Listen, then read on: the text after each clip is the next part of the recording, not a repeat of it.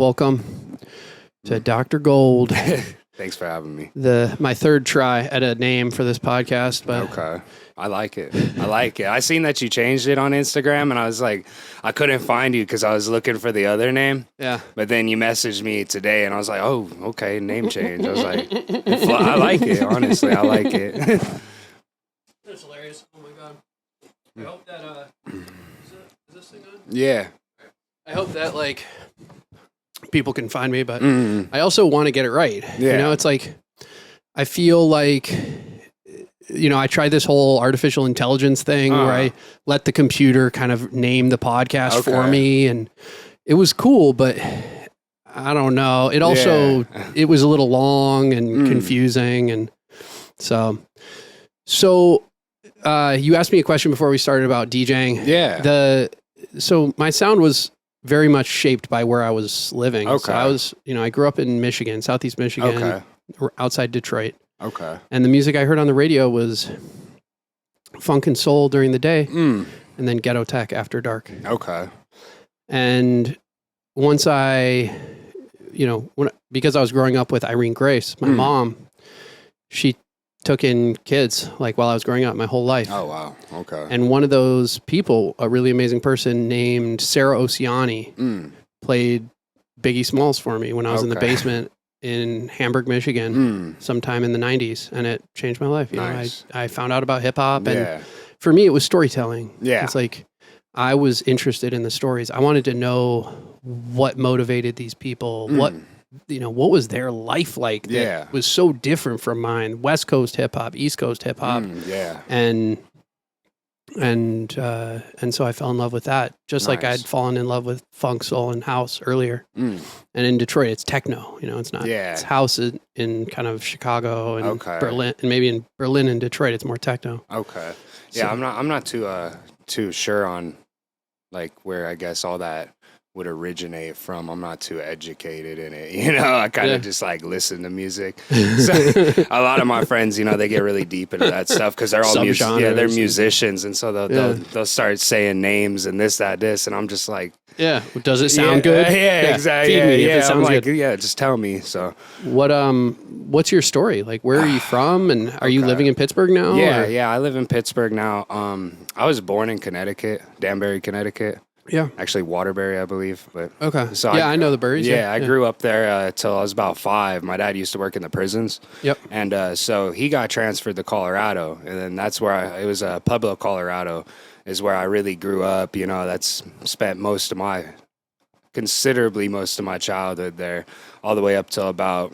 It was like 8th grade. I was getting in a lot of trouble in school, already getting suspended, expelled. So my dad got a job opportunity in Wyoming up there with with their Department of Corrections. Yep. And so he moved me up there trying to keep me out of the trouble. I stayed up there throughout high school. I dropped out like 17, ended up going back to Colorado after my parents split because my mom went back there. And so I went, and then she ended up coming to Pittsburgh because she was born and raised here. Okay. And so I stayed Wyoming all the way up till I believe I first came here September 2021, and then that winter I went back because I had some stuff, like some relationship stuff to honestly just like put an end to, get everything clear and straight. I also thought me going back out there, I was like, I'm gonna go work in the oil field, Oh, wow. But I ended up not doing it, and I wanted to come back to Pittsburgh just because I really got into my urban exploration stuff here just because it's really accessible here. Yeah. Like out there, not so much. I mean, there's spots. In Colorado and Wyoming? Yeah, Colorado would have more spots, like mainly like mines, old ghost towns, stuff like that. Some pretty cool stuff. But, I'm really deeply interested in more of the hospitals. And, there's like research labs out here. There's all sorts of crazy big stuff on this side of the country. And that's what honestly brought me back. Crazy. Yeah. So, I mean, I think it's, really the reason that I brought you on is to talk about this kind of this idea, this whole thing of urban exploration. So like you said, it doesn't have to be old buildings, right? It can be just any space, like a catacomb or like a... Yeah, honestly, it's pretty much anything that would be like, considered old, abandoned, ruined. So I'm not the spokesperson of this in any means. So, but like, pretty much in my understanding is anything old, like, so ruins, anything historic with historic value to it. Yeah. That's a big one. People like to see that. And, up until honestly recently is when it started booming on the internet because people finally started posting about it and stuff. So, honestly, up until recently, it was really like an underground thing. I didn't even really know about it. When I was growing up and stuff, I'd see like ghost adventures in like abandoned asylums. And I'm like, that's cool. I want to explore those one day. But I didn't know there was like a whole scene and community behind it. Like it gets pretty deep, honestly. Do you think also the technology advanced to make it more accessible? Yeah. Like cheaper, like handheld cameras, cheaper GoPros and things like that. Yeah, totally. And that, and, more and more people... Like with YouTube just getting bigger and bigger and bigger and bigger, or Instagram getting bigger and bigger and bigger, a lot. I'm sure a lot of these people have been doing this and posting this for a long time, but it just, finally got the light of it. Can you monetize it on YouTube? Is that also part of it? Yeah. There's a lot of the people who monetize it and stuff. I'm not necessarily interested in that. I have posted a couple YouTube videos just because I like documenting it. I know it grinds the gears of a lot of other people who do this. Mainly, so there's like one channel I've noticed that kind of does it right. The Proper People is what they're called. Okay. They're strictly like focused on, documentary style, cinematic shots, telling the story of the building and all that. Really preserving it digitally. But a lot of the other guys with their YouTube bros, pretty much, they go in and they oh we found a dead body, or oh, we found the goat. Like, they overplay it and oversell it, and it kind of is annoying because it's kind of opening this community of people who go into these buildings and start destroying them because they don't care and all that. Like graffiti's graffiti. 90% of it, like, you're gonna have graffiti in these buildings. That doesn't bother me, but it's the like full destruction. Because I've seen on TikTok videos of kids and honestly young adults too going in these buildings and throwing shit through the windows or setting them on fire. And I think YouTube and people monetizing it really kind of brought those people into the community in a way. So I know there's a lot of people out there. A lot of my friends that I'm like following on Instagram that do this, they're pretty much doing this like legitimately and all that. They got the follows, where it's kind of like we're all real like gatekeepers about it now. Because I get asked all the time, where's that? Can you give me that location? Hey, you want to trade location? I'm like, no. Like, no, bro, like I just can't, And and I see that on posts on Instagram and things like, a lot of the time people will say things like, undisclosed location. Like I'm not releasing this. I'm not going to say anything. Like we're not revealing where it's going. Exactly. A lot of it has to do with that. A lot of it has to do with these, it's like they can be good things and bad things at the same time. Cause like, I don't want to gatekeep it to the point where I'm like, nobody should ever see this. But like, there's these groups, they'll be like, 100,000 followers, 300,000 followers, like Abandoned PA. It's a Facebook page that I'm in. And, in the rules, it says, like, don't really post the location unless asked for, don't bug people for it. But like a lot of these people just go in and they don't understand necessarily like the delicacy of sharing the location. So they'll just be like, oh, I know where that is. And they'll post the full address. And then what do you know? Someone goes there and gets arrested. And then now the cops patrol the whole building and the grounds and, and then it's put up for demo or whatever, Wow. It like speeds that process up. And it kind of sucks because it's like you got to gatekeep it to somewhat of a point is kind of what I'm getting at. Because, I enjoy doing this, whether it's for taking pictures or not. I just like seeing the history. And that's kind of getting ruined by people. Yeah, it kind of touches on a few different things. One is about historic preservation, which I think about a lot because one of my dear friends, one of my very best friends is Carlton Goals, who started an organization called Detroit Sound. Okay. Originally the Detroit Sound Conservancy, and really what it was doing was just preserving historic buildings in Detroit. Okay. And one of those buildings, I mean, there's a number of them. One of them is United Sound Systems recording studio, which was scheduled for demolition. It was going to be moved. Absolutely. They were just going to bulldoze the building because it was where they wanted to put a highway ramp. Oh, okay. And this was the recording studio that Motown used before Motown was Motown. Okay, so it's like super serious. Before Motown had a building, they used United Sound Systems to cut their records. Oh, wow. Okay. So yeah, that's important. In the 50s and 60s, it was where John Lee Hooker came to record. In the 60s and 70s, it was where the Parliament Funkadelic recorded. I mean, there's history oozing from the walls of this place. And it just doesn't matter to certain people. You know, there are people out there that have this idea that places and spaces don't matter. And that all that matters is progress and process. And it's a sick way of thinking. No, it is. Because as humans, we take up space. We, of course, consciousness, I believe, is sort of distributed and it's sort of in the ether. But our bodies take up space, and the spaces that we exist in, the rooms that we spend our lives in, matter. Yeah, and I'd agree. And so I really like what you're talking about with kind of how even in a kind of unofficial way, you're sort of preserving and preventing negative consequences, negativity.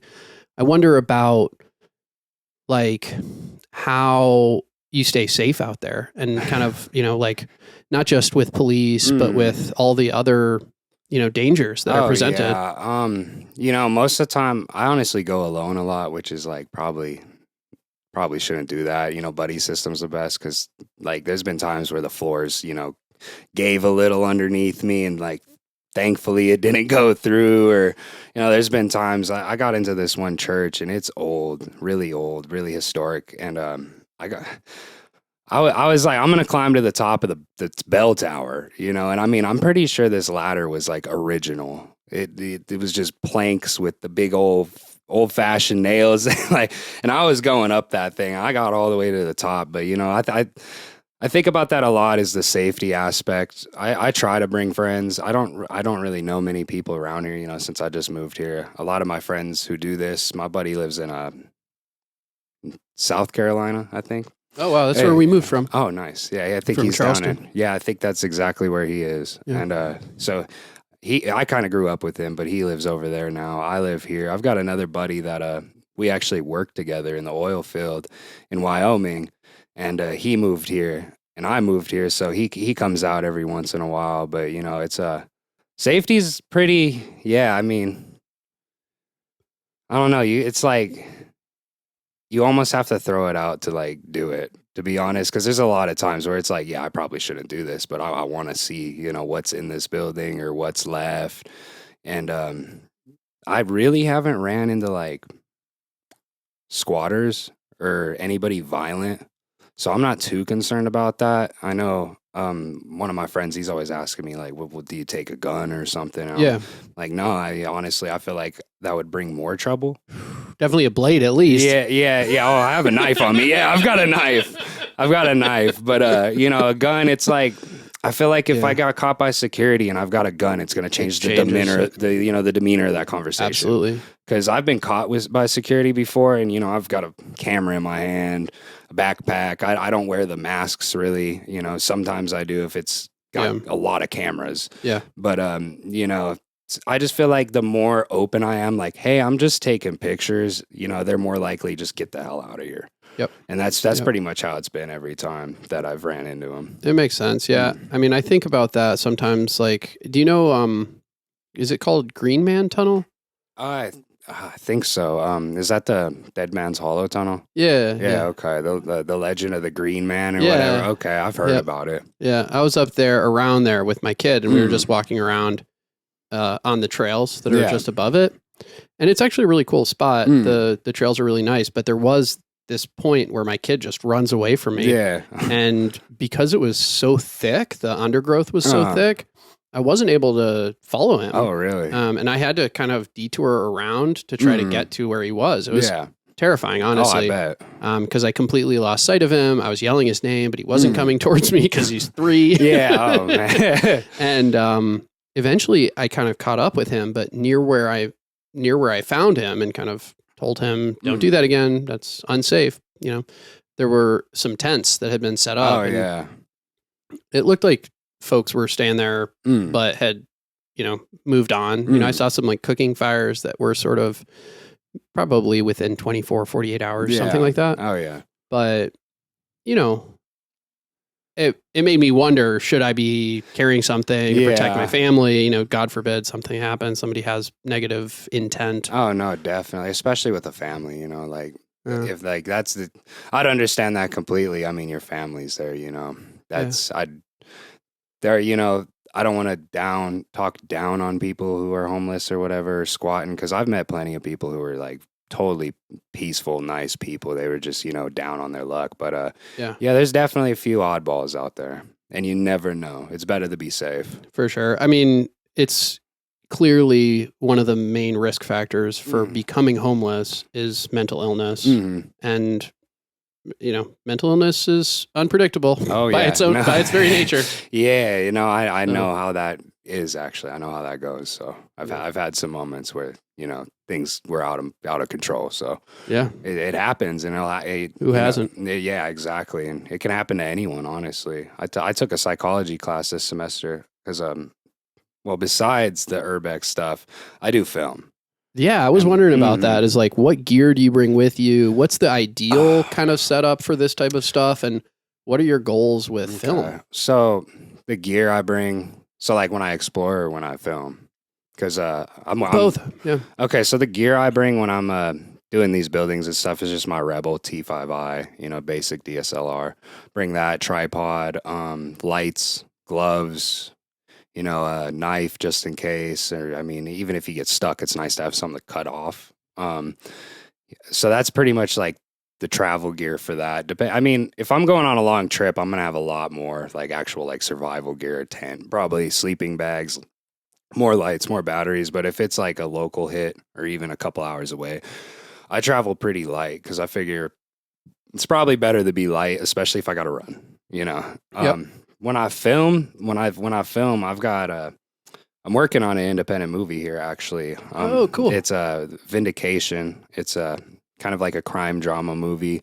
I haven't finished the script, so I won't explain it because I don't want to get nothing wrong. No, that's amazing. That's amazing. So you're going to do it all. You're going to write the script and direct it. And... No. It's Robert McMurray is the director, the writer, and all that. I actually got the gig chance through my professor in school. He just put it up as like hey, these guys need help, with this. They just need some crew. Oh, nice. So you're like the videographer. Yeah. So I showed up, and they didn't know I could run cameras, so they just had me doing like grip electric, setting up set and all that. And then it came to a point where it was like it was a tracking shot, and the dude was a little shaky on it, and so I was like, "Here, let me try it," and I did it, and he goes, "Oh, you can film," and I'm like, "Yeah, that's what I'm going to school for." Like, like I don't want to be an editor or none of that. I want to actually control the camera. Oh, cool. And so they started doing that with me. I have a Blackmagic Cinema Pocket 6K Pro. Nice. And that's what I use for film. I don't have a variety of lenses yet. That's so the key. Killer. I was talking with Nugget about that last episode. We started the episode. I was talking about all the lenses I use and why. Photography is how I met my wife. It's really? Okay. For me, being a DJ and not taking photos didn't make sense, or more so throwing parties for a living and not taking photos didn't make sense because I would hire photographers. It would be like $500, $600, $700 every time. Yeah. That's more money than I was making from the show. Yeah. If I made $250, $300 after I paid everybody out, that was a good night. Yeah. At least when I was doing it. Yeah. I'm sure there's other people that are doing better, but, but whatever. So for me, it was really important to have that skill as well. And for that, it's like 24-70 millimeter was my favorite for party photos. Okay. Like a 2.4, f2.4, 24-70 millimeter with my Canon. Was like my favorite for group shots, but also for individuals. and that was all flash photography. Okay. But then, you know, for this, like the one they're looking at you on is 20 millimeters. Pretty wide. Which is, yeah. You got to have, I think, a wide angle for this kind of setup. No problem. Like, definitely, you want the... And with a wide open aperture so that the focus is correct. Because it's hard to, like, because people move back and forth a little bit. So when I was trying to use the 35 with the big wide open aperture set, it's like a 1.4, 1.2, or I think 1.4. Okay. The focus was always kind of, I was losing the focus. Oh, okay. Which is beautiful, right? Like when you have it, it looks really good. And you get these beautiful bokeh in the back. Oh, yeah. And like when you're going for the pictures, but for a podcast, you know, you... No bueno. No, you want constant focus. I want to lock that in. Same with the film, honestly, depending on the shot. Like if you're tracking actors and stuff, like that's the pain for me is... So my camera, like a lot of cinema cameras do not have autofocus. You have to pull focus the entire time. So you got to learn where 6 feet is and where 3 feet is and where, you know. Yeah. So it's constantly like, it's kind of hard because, you know, in the pro world and the design, like where you want to be world, like there's someone with a big old stick that'll pull it, or they got it on a different monitor and it's automized, so it's like a different guy. Like, you know, you got the camera right here and you're just focused on what you see here, and some dude however many feet away is sitting there pulling the focus. So it's way more advanced. But, you know, for me, it's just like starting out independent stuff. So that's a big battle for me because I'll either be in focus, out focus, or, you know, I won't be paying attention to my monitor, and then all of a sudden I'm off frame. And so it's been a true challenge because, you know, like all the photography rules apply to film. It's pretty much, you know, same. But actually coming down to the film has been challenging since I'm used to taking stills. Yeah, the stills are like for the Urbex, right? Yeah. I think people probably respond to that, and then you have like the dust, and you're capturing little ghosts and things in the background. Are you into the whole paranormal thing? I am actually. I am way into it. I just don't really post on it because I just don't want to deal with this is fake and all this. Because I was actually in this abandoned hospital that's here in town, and this was creepy because I was alone, and I was walking through the halls, and I'm going downstairs to where like the morgue is, honestly. And so I mean, at this point, nothing's happened to me, so I'm just chilling, like it's just normal. And I had my little GoPro before I had a nice camera, and I was just walking with it, and I'm walking downstairs, and then like I personally heard it with my ears. It was so loud. I heard something. I didn't know what the hell it was. So I took off because I was like, oh, that's probably security or something, you know? So I'm running. I'm out, and you could see me in my video. I'm like, oh, shit. You know, I'm like, so I sat outside for a second. I looked around for security cars, and I'm like, okay, no one's here. And so I went back in. There's no one in the building. Like, I checked all the floor. I was there for like 6 hours just walking around. So I know no one was in there. And when I went to review the film at home, it sounded like, honestly, it kind of sounded like someone was saying like Colonel, and it was an old VA hospital. So it like, you know, it makes sense. And, but I posted it on Reddit, and immediate hate. So I was just like, I'm not going to post this. You know, everyone's like, it's filmed on a potato. It can't be real. And then someone's like, oh, you probably added that in the audio. And I'm just like, you know what? I'm just going to keep this stuff for myself then. Wow. Yeah. Yeah. I think, you know, my standpoint is like kind of what my mom taught me when I was a kid, which was like, I had one nightmare about maybe like witches or vampires, and like, Mom, like I saw vampires, like that's really scary. Yeah. Like, are they real? She's like, yes. Not only are vampires real, but so are witches, so are demons, so are devils, so are nymphs, ents, dwarves, everything, fairies. Everything. Yeah, it was really funny for like a 4-year-old to hear. Oh, I bet. But you're like, oh shit, like okay, like, this is real then, you know? Yeah, but she also told me what to do about it. Yeah, you know, it wasn't like she just told me, well, you're fucked. It was like, yeah, there's dark forces in the world. They're real. And when you see them, you know what to say. Stand or get thee behind me, Satan. Yeah. Okay. Okay. That's the line from the Bible, right? So she was like charged up with this Baptist Christian energy that she grew up on, like from growing up in Oregon. Her family was all, you know, very religious. And then she converted to Judaism to have me. So, you know, she calls me doubly blessed. I think I'm 3,000-fold blessed with the shit I've been through to be here, like working in neurology, like with everything, like beautiful family. I mean, I've dodged many a demon in my day. That's awesome though. That so you pulled through and all that. That's really awesome. Yeah, no, I mean, everybody has stuff, you know, for sure. But for me, like, I think there's definitely more. There's more to life than the body, like I've kind of mentioned. And so the idea that our consciousness would just kind of end when we die, it doesn't make sense. Yeah, it seems a little silly in a way. Even in the scientific ways, like energy can't be destroyed. So, you know, it's like there's multiple besides just religious views of it. There's actual like scientific evidence behind it that, like, you know, an energy does stay, and who knows what it is. You know, like everybody's got their own name for it. You know, even the atheists call it the placebo effect.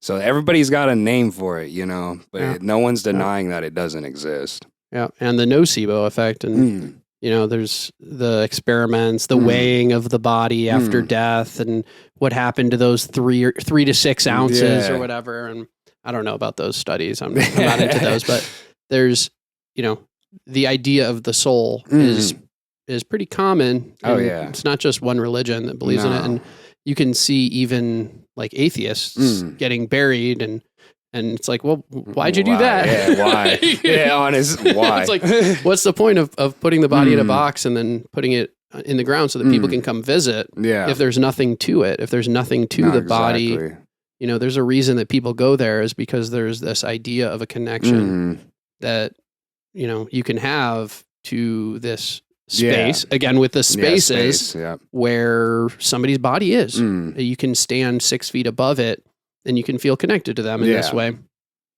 And so, like, you know, I think you probably saw a ghost. I mean, I've heard a ghost. I've seen some stuff. Even growing up when I was a kid, like I had noticed different things all the time, and I never really talked about it because, like, my dad's a total like, nah, that nope, like nothing. Like I don't even think he's religious, but he don't even talk about that. You know, like he's strictly like, I think he's scared. But my mom, you know, she was more or less like, she's like, it could be, you know, it could be. But I just remember when I was a kid, it was always this one thing I would see, and it was like everyone has this story of the Hat Man or something, like, you know, the dude in a hat or something. Like, I've met so many people who have said they've seen the same thing, but I'd be like, you know, I'd hear a noise or something, and I was a kid, so I'd be like, oh, I'm gonna go check that out. And it would always, like, the first time it was like sitting on the couch, like lounged out, and it was just like, it looked like a dude with like a 50s bowler's hat on or something. And so I freaked out, went to my mom's, and I slept on their floor because they wouldn't let me sleep on a bed. So I slept on the floor, but that wasn't the last time I saw it. It would, you know, it's like, there's really no like schedule. It would kind of just happen at random. But I mean, the last time I was like 17, and my dad was actually there this time. And so we were moving out of this house, and we were moving into a trailer because of the divorce and all that. And he was just like trying to downsize. And so we're packing all that up, and it was the last night there. And we had one of those door alarms because I like to sneak out a lot. So when it opens, it goes, oh, front door, and beeps, you know, like, so he knows. He had them on the windows, everything. And so, you know, we had the door shut, and we're just standing there in the living room, and then it says front door, and like we look, and the door's just closed, and then it's boom, like flies open. We both just look at each other, and my dad's kind of just like, huh, must be the wind, and shut it. I'm like, dude, no. I'm like, there is no way, dude. Like, and then later that night, you know, I woke up, and I seen the thing standing, you know, in the doorway, and went down the stairs, and that was like the last time I ever saw it. Yeah, I don't know where it went or what it was, but I mean, some people have said it could have been like honestly like a guardian angel or something, because it never did anything bad. It didn't try to like scare me. Do you notice like it was a time in your life that maybe you needed that presence? I mean, you talked about that it was the time of the divorce. And Yeah, I mean, honestly, could be, honestly, because yeah, at the time, I mean, the first time I saw it when I was a kid, I wasn't really. That was just random. Yeah, maybe? probably just random. But yeah, when I was like 17 and 16, I was going through it. You know, I was like on probation and all this, like kicked out of school. So I was going through it. You could tell that it was the same entity? Yeah, the same thing. Like identical face, identical there was height, no face, identical. but like the height. Yeah, no, no, it was just a black mass, and it looked like a dude in his like a mobster or something standing there, you know, broad shoulders, and it would just kind of just be there. It wouldn't approach. It wouldn't like do nothing. So, I mean, I couldn't tell you what it was, to be honest. Yeah. Good or bad. It was just a presence. Yeah. Yeah. There was one time, don't let me forget to ask you about the oil fields, by the way. I really want to hear about this story. But there was one time I was in France with my mom. We were, we used to go to Germany because she actually learned German. Because she wanted to read Faust in the original language. Okay. She's a nut. I love her so much, man. Like, who even thinks that way? I don't know. Yeah. But basically, she wanted to read Goethe and Rilke, these like German poets in the original German. So she started studying German. She went back to school. She got a degree from the University of Michigan and ended up teaching later on, teaching German, etc. But she would take us on these trips. One time we were in the south of Germany, like close to the border of France, close enough that we could drive. Yeah. We drove over to a city called Salzburg, I think. It's either Salzburg or Strasbourg, but I think Salzburg is right.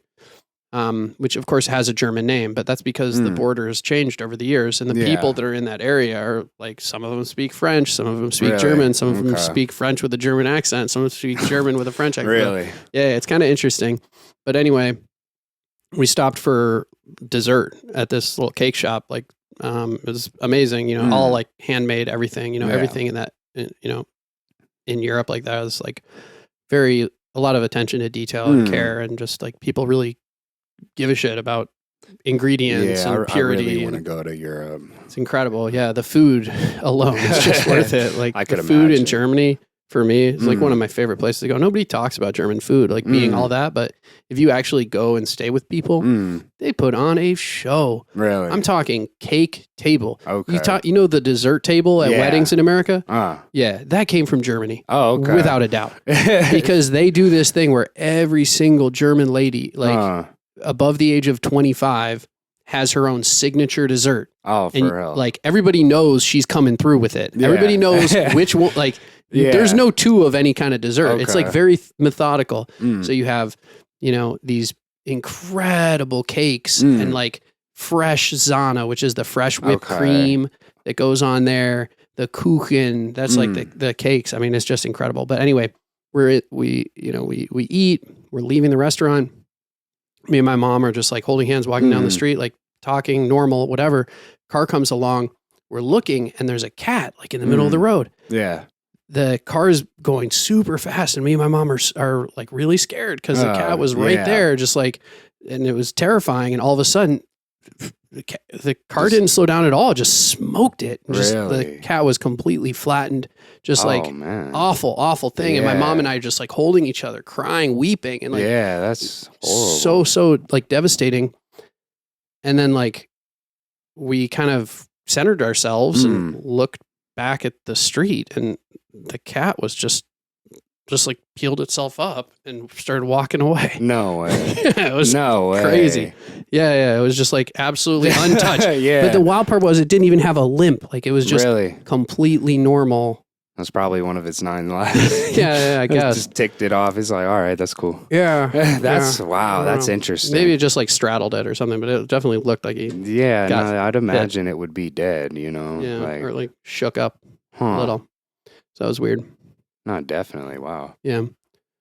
But can you talk, like, what were you working in Wyoming in the oil fields or where? And we traveled. Or Colorado or both? Wyoming, but so there's a couple companies I work for. The first one was Well Water Solutions. They actually have a out here in Washington, PA, they have a base because they do a lot of the big Poseidon 2 frac tanks. Ooh. Yeah, so they're just like big above ground swimming pools. You know, it's for the blowback and all that to keep it, you know, contained, I guess. Keep what contained? All the chemicals. All them nasty chemicals and like PFAs, all that's up in there. And so, what in the world? Yeah, I didn't even know what PFAs were until this year. And I was like, oh, cool. I've definitely been exposed to a lot What's of a PFA? it's like forever chemicals. And that they don't break down in the human body. And there's like really no way to flush them. And I mean, they're in everything from plastic packaging to our water, tap water. It's in everything. Polyfluoro. No, PFA is I wonder what it stands for. There's Let's two there's two main chemicals. I'm not even going to try to pronounce them. They're but I was what does it stand for? Perfluoroalkoxyalkane.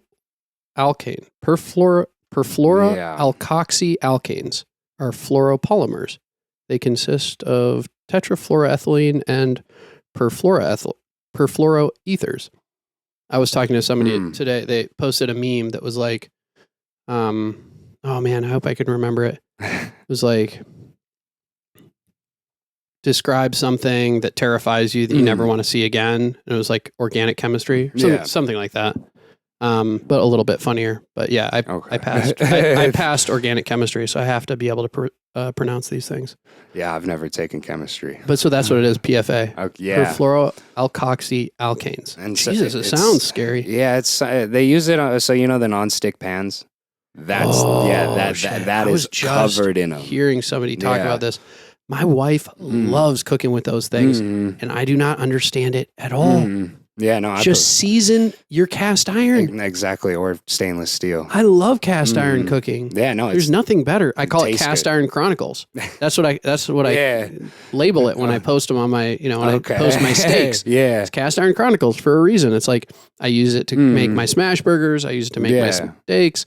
And honestly, I don't like cooking with nonstick. For one thing, it breaks down. Yeah, like over time. Oh yeah, and there's all that. Nobody owns a nonstick pan that's 5 years old. No. That's not fucked up. I actually just had to throw some out. I was cooking the other night and I was thinking about it and I went and I hit it and then I seen the little flake go and I was like. Yep. There's some copper bottom stainless steel, which are really nice. Okay. Because they hold their heat a little bit better, I think. And I think overall copper is like pretty safe. It's not. I'd assume so. Yeah, like there are like copper storage disorders, like Wilson's disease is a copper deposition disorder where people get these rings around their eyes. Oh, really? Kaiser Fleischer rings, and wow. It can deposit in the liver. Oh, wow. Have movement disorders, usually like Parkinsonism. So that's from like Korea, an overdose of copper or something. Yeah, just from deposit. Well, it's the transporter in their GI, I think, is abnormal. It's like a genetic abnormality in the transporter, so that they keep on taking up more and more copper, and it gets deposited, and they can't get rid of it. Oh, wow. That's interesting. Yeah. There's so many medical things that are just like, I have such a poor, like, I'd say education on medical stuff just because I never like it's totally fascinating. It is. There's just a lot, and it's hard to like try and find things. One of my favorite neurologists is a guy named Michael Oken. He's kind of like the biggest in deep brain stimulation in the world, which is kind of what I thought I wanted to do. That's why I wanted to move to Orlando and go study with him. Yeah, at University of Florida. I guess it's Gainesville technically. But anyway, he posted a video of somebody with this disorder called Wilson's, and the caption was, "We used to have to take oral boards. And if you missed a reversible diagnosis, something that could be cured, you failed." And that's what Wilson's is, because you can chelate the copper. Oh, really? You can cure it. Yeah, you can fix it. And so it just goes misdiagnosed all the time. Huh? Absolutely. I mean, I've had so many misdiagnoses, and I've missed as well. I was talking to somebody just a minute ago about the same woman who posted the organic chemistry thing. I forget what I said. Something like, "You really helped me get through that class. Thank you so much." And she's like, "Oh, a doctor with humility. Well, how rare." I'm like, this field humbles me every day. Yeah. I mean, there's not a single day that goes by that I'm not like, I've honestly had how could I have done better? How could I have horrible experiences with Really? doctors. Yeah, like misdiagnoses is like, or just lack of care, honestly. Like, that's why I'm glad I'm out here also. It seems that the doctors out here are, they care, man. Like, versus like in Wyoming's or even How- Colorado's. Like, I mean, it's probably better now due to like the influx of population and people are moving there, obviously, because the economy and all that. I think it's really hard for folks that are working in those type of places because there's a lot of pressure, especially for primary doctors, to see more and more patients because of access issues. I mean, it's happening to us even here where it's like, well, why can't you see this person in 20 minutes instead of 30 minutes or 30 minutes instead of 40 minutes? It's like, because their care will suffer. It's like, yes, we'll be able to get more people in, but it's like, it's not going to be as good. No, we're going to make more mistakes. I've noticed that, like, because my PCP in Wyoming, I'd go to him and it was like in and out, and like their population even isn't even like big enough for that. It's like 30,000. Yeah, but it's like I'd go in, complain about something, he'd be like, "Oh, here's some pills, bye." Yeah, because they haven't really witnessed the opioid pandemic out there yet. It's I mean, people are doing like the drugs and stuff, but like they're getting fentanyl now. Like, fentanyl's been a thing out here for sure in the rest of the nation, but like Wyoming's just starting to really see the effects of it and all that. But I mean, one time I went to the doctors, and this is how lenient they are with their meds. Like, I went to the doctors because I've had ongoing stomach issues my whole life, and no one's ever diagnosed it or anything. They just keep throwing me pills and this, that. Oh, we can work on it today. I'm not a gastroenterologist, and I'm not a PCP, and nothing I say here should be considered medical advice. Trust me. But this is not medical advice. But yeah, anyway, so I went in, and I think it's Crohn's. I get really bad flare-ups. My intestines will hurt. It's just straight to the facts. Like, I've done enough research. It's probably Crohn's or colitis. But I go in and I try blood. No, not yet. No blood. No blood. It's just IBS. severe cramping. Yeah, and could be IBS. Okay, man. Or it could be what you eat. Yeah. Have you gone on elimination diets? No, I have not. That's the first step. It's gone away since I've moved here, but that's because I've been eating. Or it could be a lot less forever crap. chemicals. Yeah, or something. Who knows? It could have been fucking you up. But honestly, I think about that. But that's all the time. I usually tell people elimination diet is the first step for nausea, bloating, diarrhea, vomiting. Yeah, because I've started my diet's changed a lot because I've started cooking at home more, and actually, like, instead of buying like frozen chicken nuggets, I buy actual chicken and make it myself. Like, smart man. It's cheaper. It's cheaper and it tastes better, honestly. And I think my guts are thanking me for it. But like, the time in Wyoming, I had a flare up so bad, like, I literally felt like my insides, like someone was like ripping them apart. I was like, it would buckle me down in pain. So I had someone drag me to the hospital. I sat in their lobby because they weren't taking me serious. Sat in there for like an hour trying to get in. I finally get in, and all they do is give me a shot of fentanyl. And so I'm out of it, I'm like, whoa, whoa, sitting there. And then they did the iodine test to see if it was appendicitis, and then they let me drive home. Yeah. They said, on the fentanyl? Yeah. They say, all right, you're good. And I said, excuse me. I mean, I went home, but I was like, excuse me. They didn't admit you. They're just like, get the hell out of here. And they told me, they're like, we don't know what it is. And I'm like, okay. So this has to do with billing in the hospital. Basically, if they don't expect you to stay 3 nights or 2 midnights, then there's no reason to admit you to the hospital. Yeah. Basically, like, it just costs the hospital money if they're not planning on having you stay 2 midnights. Yeah. So there's this idea of observation, which has been pushed, where they kind of stick you in this back room of the emergency department so that you can get your testing done. Yeah. And sometimes that can be up to, 48 hours, like I said, because they know if it's not going to be 2 midnights, there's no reason to. Yeah. So it's a mess, and it's all related to Medicare. It's all related to Medicare reimbursement. Yeah, and see, I'm on Medicare now, CAID or whatever. Yeah, I'm on that now because I work part time. I'm a full time college student, so I'm on that now, and that's. I mean, it's good that you have healthcare. Yeah, it's nice, but it's hard. It's difficult. Oh, yeah. I didn't know it'd be that, like, because I've never been on it. I was on my dad's insurance forever till I turned 26 and they kicked me off. And then, you know, so now I'm in this boat. Which was another political thing. That was also something that was added on as part of Obamacare, actually, I think. Yeah, no, I was thankful for that because I was sitting there. I was like, man, I got all this insurance. And then my dad broke the news to me. He's like, yeah, it ends when you're 26. And I'm like, well, at least it lasted that long, you know, like, I wouldn't have known what to do. I'm still like, you know, in my, like, I'm 27, but due to me being so immature when I was younger and like when I was a kid, I just like, especially early teens, I just didn't care, honestly. So like I was out being wild and all that. So it really stunted my growth. Like now I'm now getting to the like, okay, this is adults. Okay, I got to do that. You know, I'm learning, like it's all new to me. And I really wish I would have learned it earlier. But yeah, I mean, it's a struggle, man, for sure. Like trying to deal with like the Medicare and trying to find a doctor that'll actually take me or, you know, I couldn't find a psychiatrist that saved my life. I could call everywhere. They got a 6 months waiting list, and that's if someone cancels. And then, you know, there's like 2-3 psychiatrists that actually take Medicaid, and they're booked out. And so I finally, luckily, got into a PCP to start my medication back. Because when I moved here, like, you know, my doctor's, he was like, "You live in Pennsylvania. I'm not sending you your meds." Right. I was like, oh, cool. You know, this is a thanks, bro. But he could. Like, But he could. That's like a lot of, you know, a lot of people don't know, but I've heard there's no real reason that you can't practice across state lines. You know, there's reciprocity almost universally.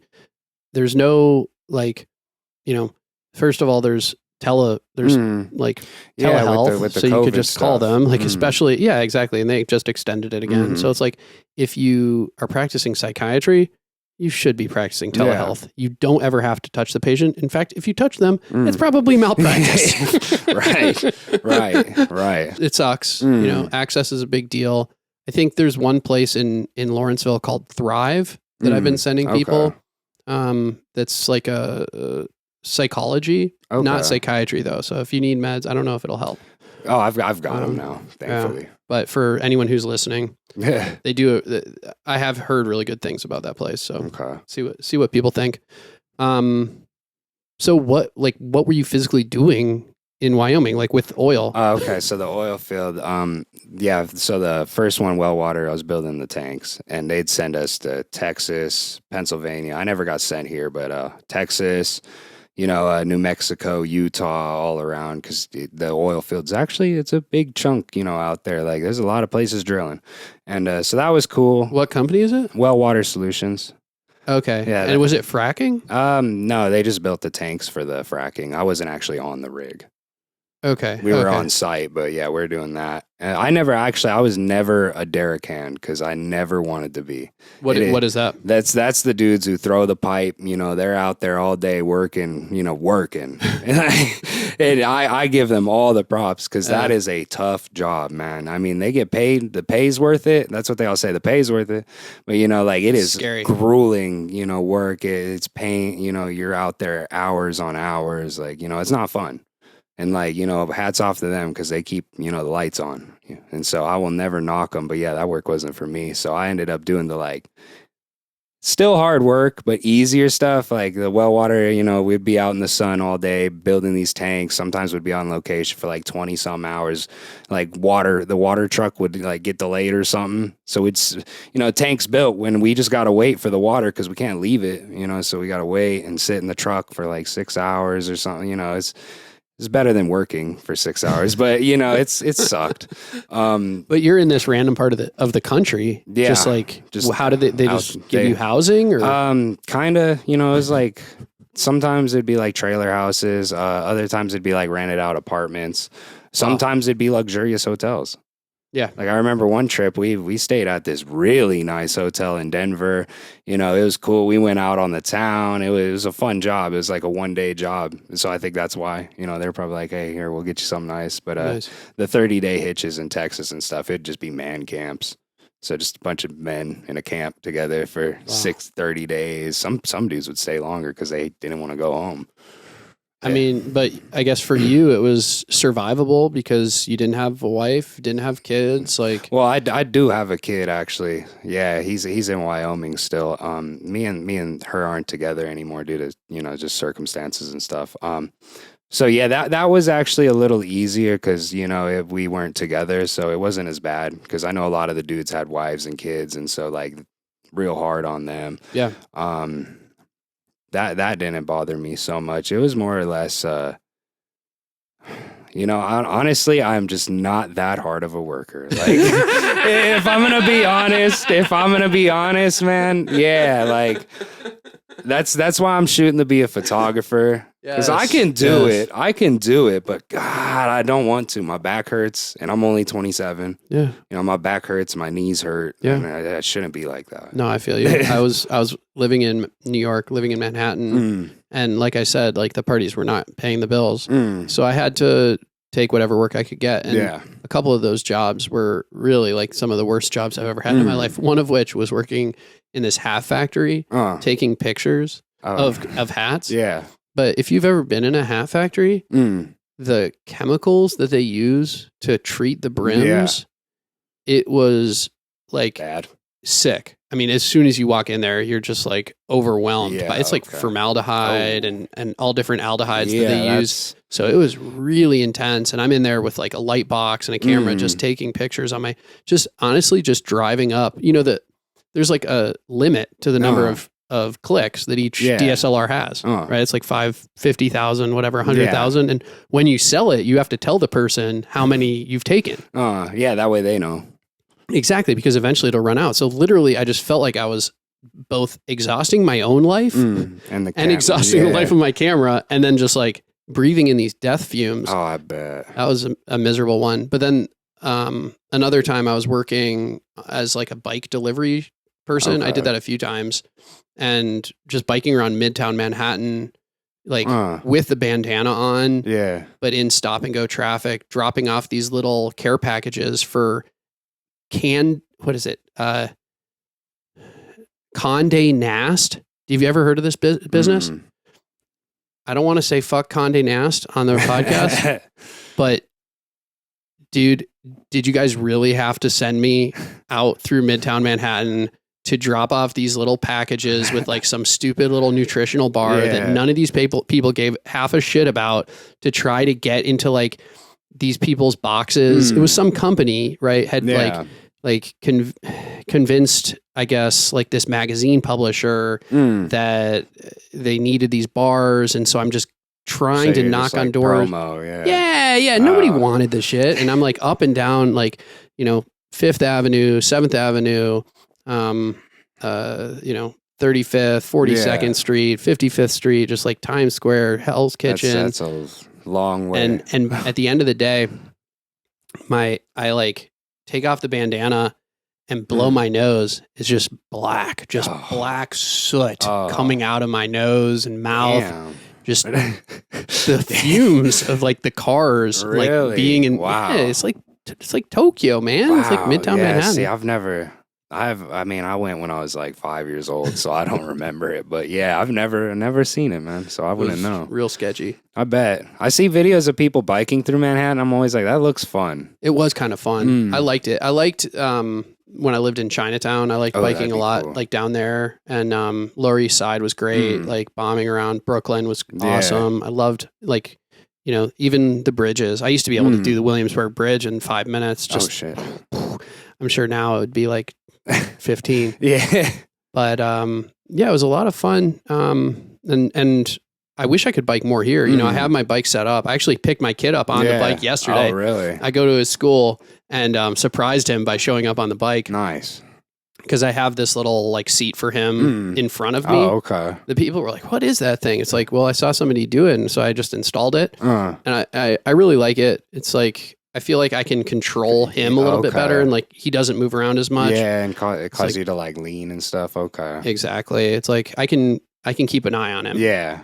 That'd be nice. He's wily. You know what I'm saying? Like there's seats where you can put him on the back and like strap him in real good. I think that's okay. But also I would worry that he would like put his hands over my eyes and stuff. Like play with you. Yeah. Yeah. So it's, it was pretty fun picking them up and bringing them back like that. And I think if I lived in the East End, I would get to bike a lot more. Yeah. I kind of, feel like I missed out in a way. There's a lot of hills over here too, and they're huge. Massive, dude.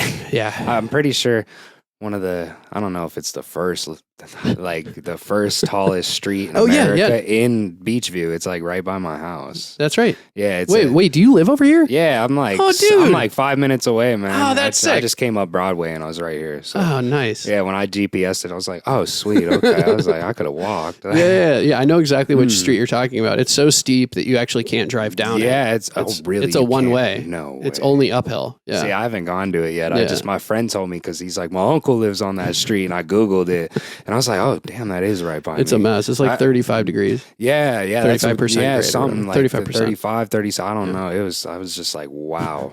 Like, what? Why? It's the steepest in the contiguous U.S. I think there's one in Hawaii that's a little bit steeper. And there's other cool thing about it is, and I wish I could remember the name of the street. We'll put it on the thing.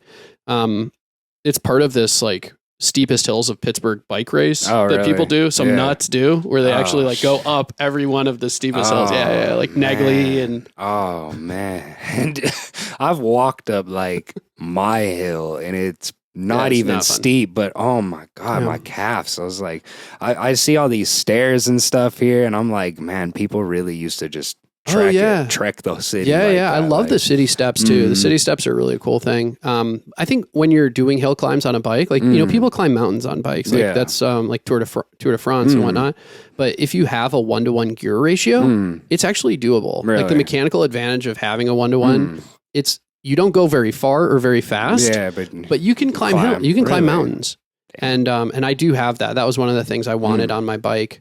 Probably because I knew I was going to be going up and down hills. Oh yeah.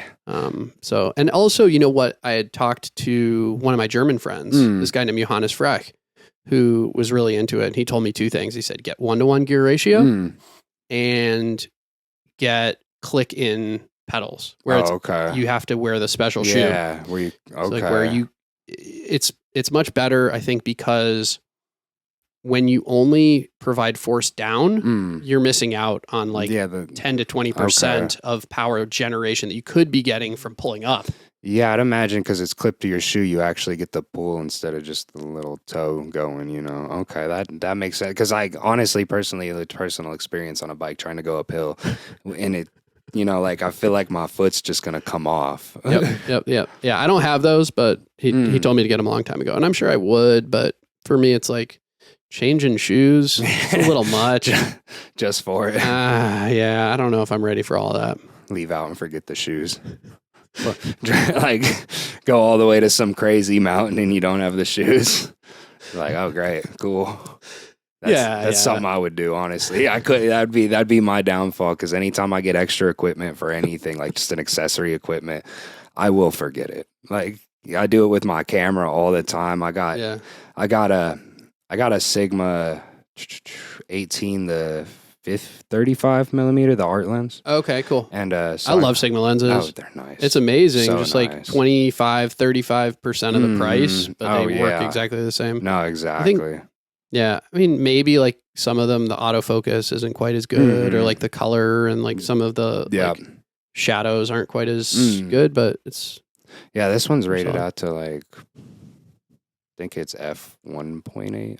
Okay, it's a low light lens because in these buildings there's. Oh, I was gonna say I can't bring my light. I could, but it's not. Mine plugs into the wall. They're like studio LEDs with the RGB and all that. It's really for like movies, and stuff, or when I shoot like videos for like music and stuff. That's what I was gonna ask. Have you done any music videos? I actually did one here for my buddy, and it was before I upgraded cameras, but I did it on my Rebel, so it's 1080, still, and it's just I just did something simple for him because, I didn't want to spend like 10 hours doing special effects. It was kind of just to get like a feeler out there. But I did do videos for my friends who rap, Waze, and his Instagram's at Waze, and my homie Darian Smith Jr., his same at Darian Smith Jr.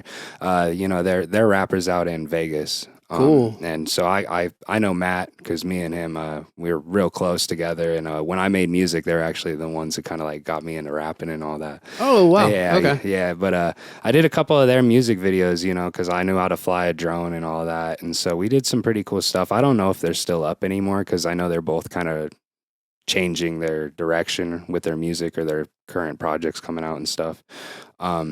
But yeah, so I've had experience in music videos. I want to do more. I just need to get clients, you know, and it's kind of hard because there's a lot of competition for sure.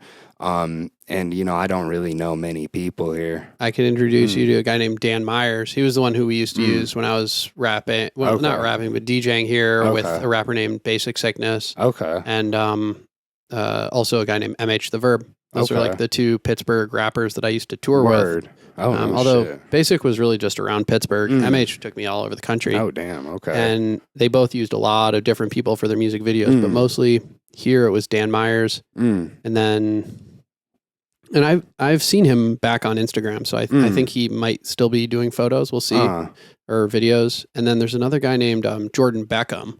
Okay. You got to get Beckhamized to be recognized. I think I've heard it. There's Jesse Ricketts lives right up the street. You should definitely meet him. Word. Okay. He was part of a crew called Commonwealth Fam. Okay.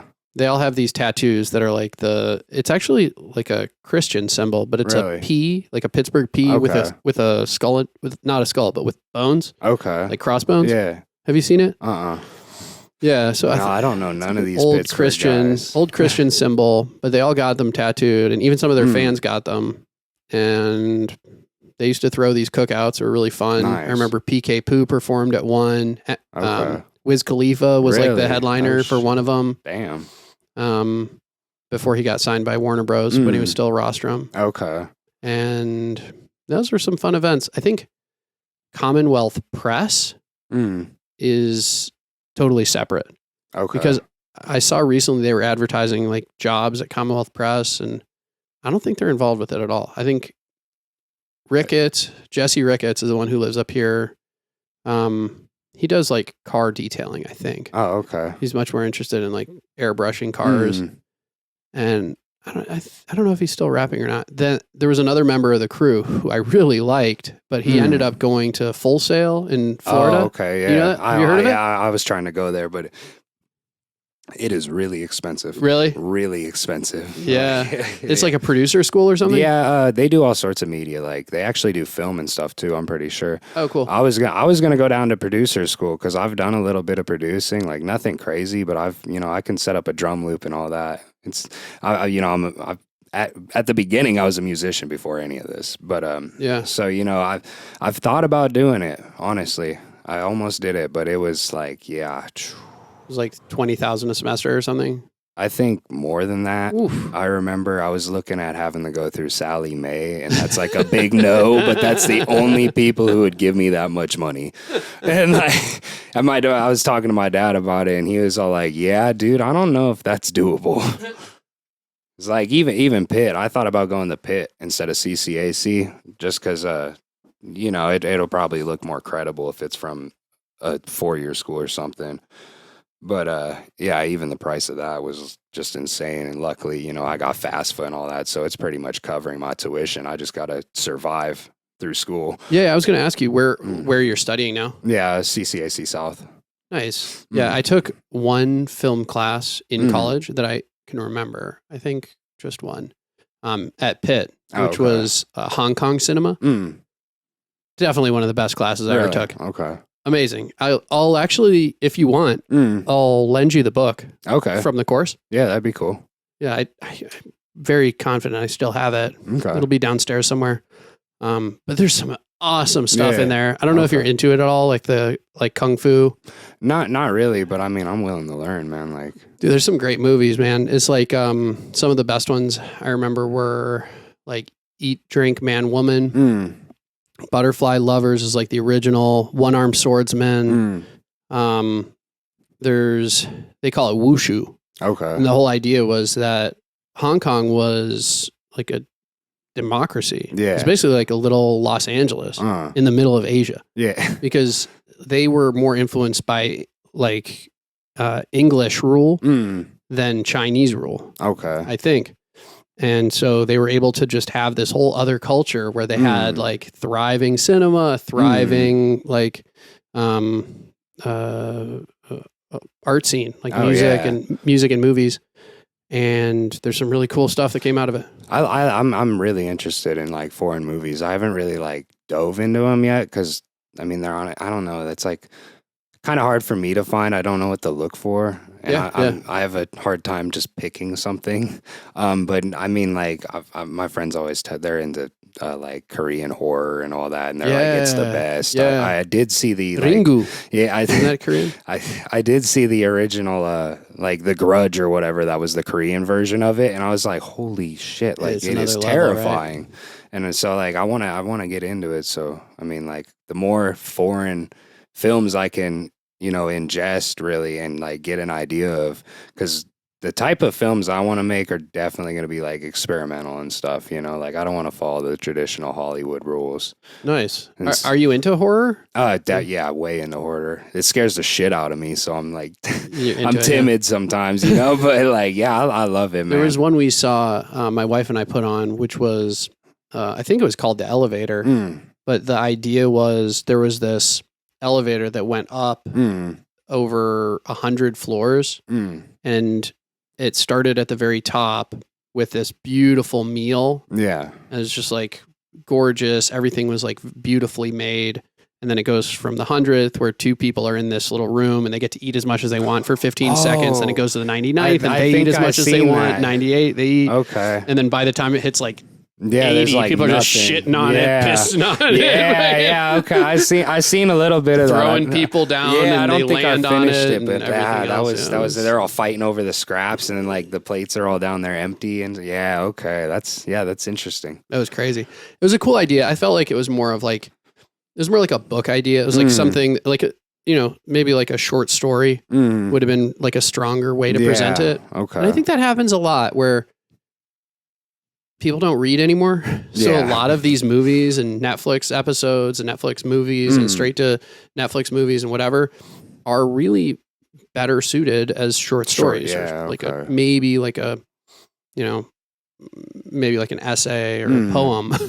I've even noticed that like, series are getting shorter and shorter. The seasons, like it's now like 6 or 7 episodes and it's like, I'm like, bro, I'm trying to like watch this, I'm going to binge watch your whole series, all seasons in like a day. Come on. Yeah. They're not even an hour long. No, it's like 47 minutes. It's crazy. There's no requirement for how long they have to be anymore. Yeah. So people just short you. Yeah. If it really feels like they're shorting you and then, and then that or that they drag it out for 12 seasons and it's right. like, I felt like Wormwood was like that. I loved that documentary.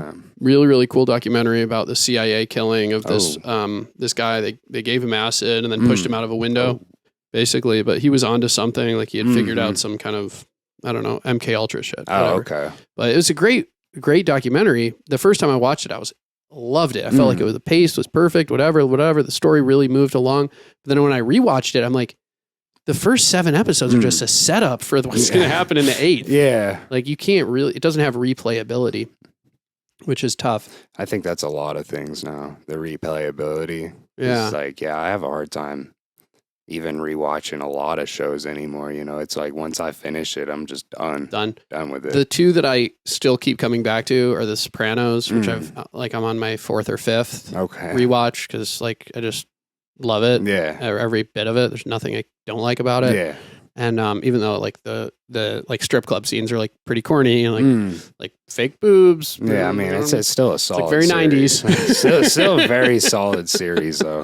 Yeah, no, it's incredible. And then like Mad Men, I still get a lot out of like on rewatches, I think. But yeah, there's not like a lot of new stuff that we're excited about right now. We were trying to get into like the latest Mandalorian series or season. Yeah, it's like kind of fell off a little. I don't know. It's like It's kind of like that nostalgia effect that like everything now kind of just sucks. Like, are you into Rob Zombie? Yeah, not like super fanatic about it, but I do love his movies. You know, I've seen a lot of them, but like not all of House them. of a Thousand Corpses, and My friends were like super into it, so anytime I'd come over, it was always on. But they're pretty good, man. I honestly like them. The gore is cool. It's great. The stories are fun. Like, you know, it's good movies. Yeah. I thought it was cool how he was able to pivot from music into film. Yeah, that's actually interesting. I think that's pretty interesting. You know, I haven't really researched his transition, but for someone that just jumped from one medium to the other is always like, that's pretty cool. I think he did an interview on Rogan that you might find valuable. Okay. Yeah, if you're into it.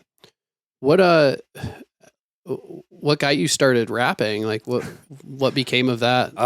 Okay. So like in 7th grade, one of my neighbors, him and all his friends were like in high school already, but they rapped. And so they're like, come on, dude, just do it for fun. And so it started there, you know, and so it's just for fun. I never really made a track until I was like 17. And then I made one track, and it honestly, it's not bad. Like it's there. It's there. Nice. You know, I'm just nice. I kind of grew out of being a rapper. You know, I don't want to be famous. I don't want to be a rapper, but you know, it started there. Got a little bit of local fame because I was also DJing, like, you know, throw together parties, or I'd show up to people's houses, and one of them I DJ'd YouTube, like I was switching windows and mixing with YouTube, and someone's like, "How are you doing this?" And I'm like, "It's like this, bro." But so that got me a little bit of local fame, and it was cool. And honestly, I just lost passion. Like I couldn't write anymore. I was never really much of a freestyler. Like it's just my brain, the ADHD moves too quick, and I can't. I'll come out with 2-3 bars, it'll be cool, and then I freeze, you know. And the writing stopped, and I think a lot of it changed with the lifestyle change too. You know, I'm not out partying a lot anymore or any of that, because I used to be pretty hard in that, and so that kind of fueled the rap. You know, like rapping about cars, money, this, or just things me and my homies would do. And that all stopped. So, you know, I kind of just was like, I don't got nothing else to talk about, you know. Makes sense. The Urbex, are you able to talk about like generalized areas or like types of places that you've been? Like you talked about hospitals. Yeah, are there other like places that have been particularly interesting? I went into a Carnegie library.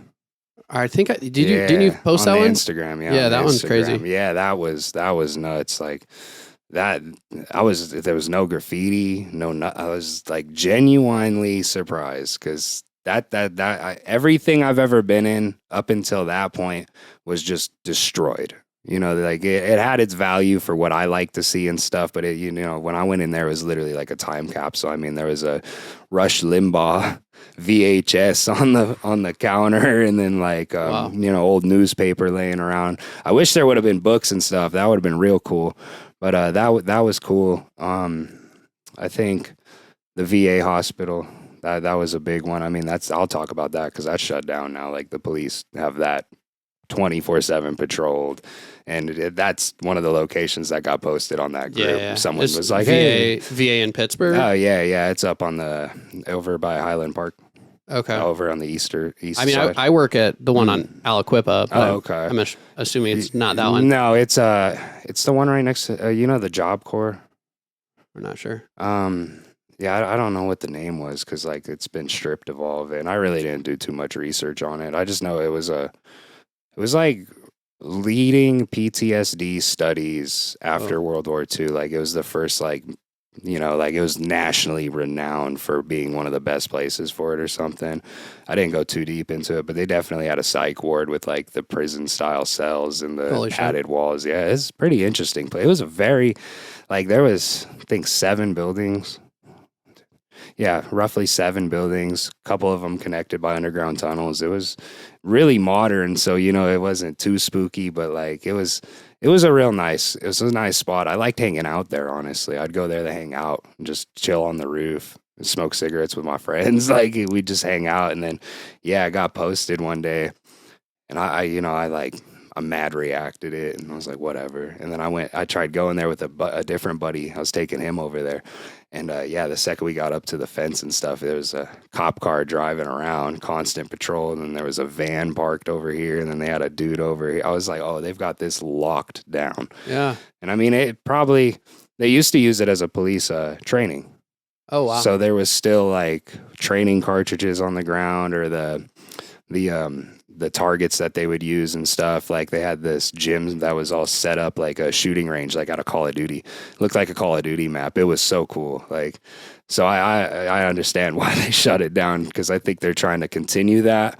But from when I went in there, from a news article, I think the last time it said was 2019 that they trained in there. So when I went in, it was pretty dead. You know, there wasn't activity, but yeah, and I think they're trying to move on with that progress and actually use the building or use something. them again. Yeah, I think so. Wow. They don't need to be bulldozed. They're like structurally sound and things. Maybe. I mean, some of the buildings look fine. There's a lot of water damage. Yeah. There was a lot of water damage and a lot of vandalism. But I mean, they should be fine, honestly. I think they'd be good. It'd be nice to honestly see it be reused, because it's pretty modern. You know, it's not like historic or nothing. You know, it'd be cool to see something happen to that property. We were talking a little bit earlier about homelessness and like mental health, and it kind of connects to this, like the psychiatric hospitals as well. I was wondering if you ever think about deinstitutionalization, this like effort which was made in the 70s, probably like 71, around the same time that they banned all the psychedelic drugs. Yeah. They also stopped funding mental institutions, psych hospitals. Okay. And so everybody that was previously living on the government's dime being housed in a asylum or sanitarium, there's all different names for the same idea, instantly became homeless. Yeah. That's I think about that. Yeah, honestly, when I go in these places, I think about that. I also think about how bad they were treated in a lot of these places too. You know, like I've read a lot of articles of, you know, just downright some bad stuff happening. And then I got the drop on this asylum that actually just recently closed, and I talked to some of the employees that used to work there. Just a odd chance I met them, to be honest. I was filming this movie, and they were like, "Oh yeah, we worked there our whole lives. They're closing it," and I was like, "Oh really?" And so I asked them like, "What was it like?" And it was pretty sad. They told me there's a train tracks in the back. A train would just pull up and people would just be like tossing kids off the train. And like these kids weren't actually mentally handicapped, but like they would be put into that environment. So they would become environmentally conditioned. Conditioned. To like I'm to trying be that way. Yeah, no, exactly. The environment literally changed their mental function. And I'm like, that is so sad, because like eventually people figured, we could just throw anybody in here. Wow. Like, I mean, even some of those lists, like the Trans-Allegheny Lunatic Asylum has a list of what you could have been admitted for back in 19 whatever. Yeah, I'm sure homosexuality is on there. Oh yeah, melancholy.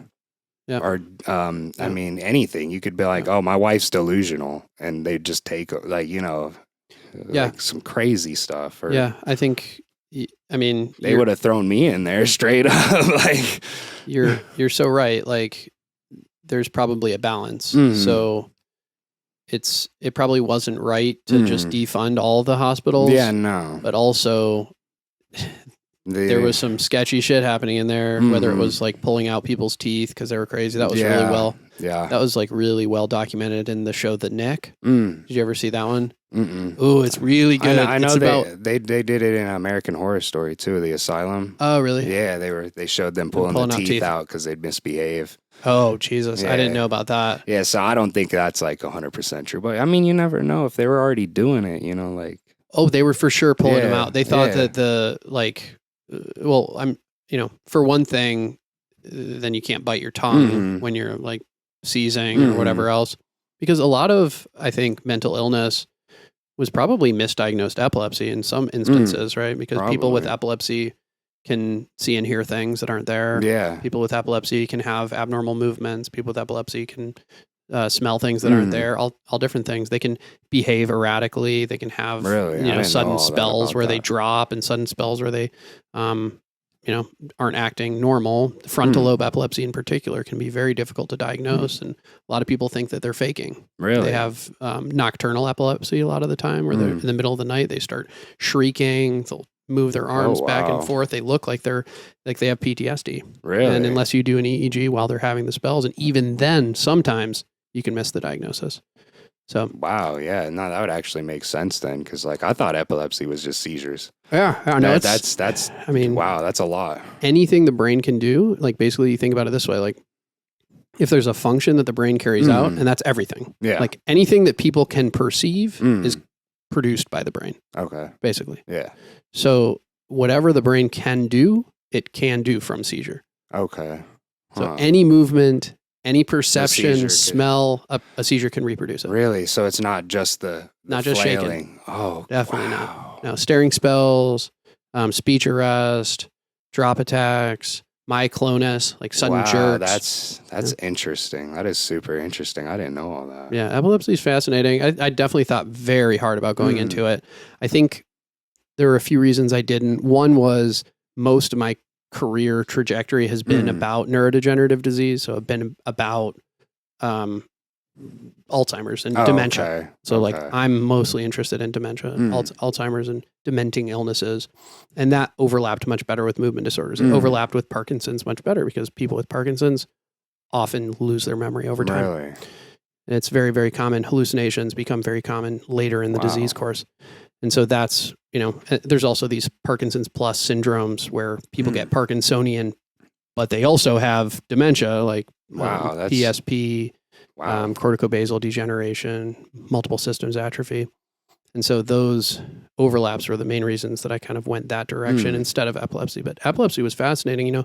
They have good medicines. People get better. They're able to, they have really challenging problems where you bring somebody in and maybe they have multiple comorbidities. Women with epilepsy, it's a very interesting topic because a lot of the seizure medicines aren't safe in pregnancy. Really? A lot of them aren't safe with breastfeeding. Okay.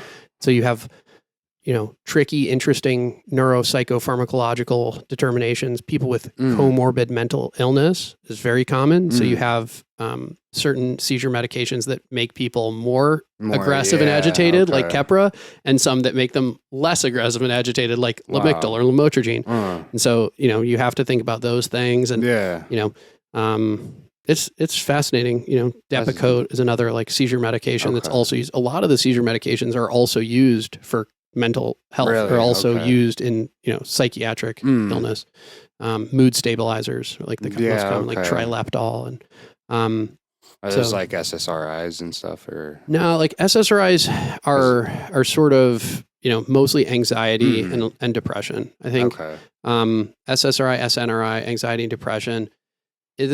There are some absolutely that can increase seizure risk, like the Wellbutrin is the big one. That's what I'm on. Yeah, Wellbutrin can absolutely cause seizures, especially overdose. And I've seen that. I've seen people come in status with a Wellbutrin overdose. Yeah, absolutely. And not on that much. I mean, on 10 pills or something like that. Really? In status epilepticus and it's like super refractory status. So yeah, it's an interesting one. I don't know why, like what the pharmacology is that causes that, but probably, I wonder if it's, like a sodium channel that's, being activated, because a lot of the epilepsy pharmacology is, or epilepsy, chemistry is, and a lot of the pathophysiology of epilepsy is related to sodium and potassium channel dynamics. Wow. That's interesting to think about. Yeah. I was wondering why she asked if I had seizures. Oh, that's interesting. Yeah. Do you have a history of seizures? I was like, no. No, see, they did. You said they just threw pills at you. No, this is the doctor here. This is is one that you said good things about. So she asked you if you had seizures. Oh, yeah. She was thorough. Real nice, thorough. She went through, like, got blood tests, all that. Because I went in and I was like, I haven't, like, because when all my checkups in Wyoming were just med checks. And honestly, I'm just mad that they diagnosed me. I mean, not diagnosed me, but prescribed me Xanax and didn't warn me of what the dangers were and the amount they were giving me, like 91 milligram pills a month, 3 times a day. Like I turned into a whole different human. Like it. Do you ever watch Jordan Peterson? Mm-mm. He had he's like a controversial figure. Hesitate to bring him up, whatever, but whatever. He had a very public benzodiazepine addiction. Okay. That basically took him out of commission for 2 years. Yeah, I could imagine. He was just like trying to get well for 2 years, like in and out of rehabs, in and out of trying to just wean it. And it's like weaning off benzodiazepines is scary business. Yep. Yeah, there's 2 drugs that can kill you if you wean off of them. That's alcohol and benzos, right? That's it. Yeah. That's it.